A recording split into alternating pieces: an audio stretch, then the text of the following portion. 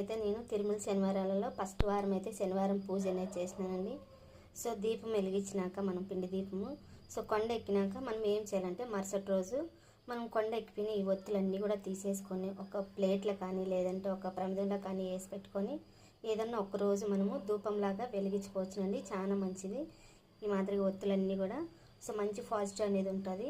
So మనం ఈ పిండి దీపం వచ్చేసి మనం కొద్దిగా మనం ఇంట్లో అందరం కూడా కొంచెం ప్రసాదంలా స్వీకరించి తర్వాత మనము ఆవుకు అనేది పెట్టాలండి.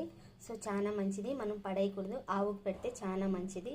సో నేనైతే కన్నా ఈ మాదిరిగా చేస్తానండి. పూజ అయితే కన్నా పూజ అంతా అయిపోయినాక పిండి ప్రమిదలు అయితే కొద్దిగా మేము ప్రసాదంలా తీసుకొని మిగతాటి అన్నీ కూడా మేము ఆవుకు అనేది పెడతాను.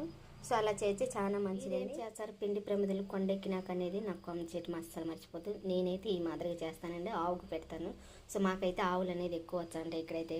సో అందుకని నేనైతే ఆవుకి పెట్టి మీకు నచ్చితే ఒక లైక్ చేయండి, మన ఛానల్ సబ్స్క్రైబ్ చేసుకోండి. బాయ్.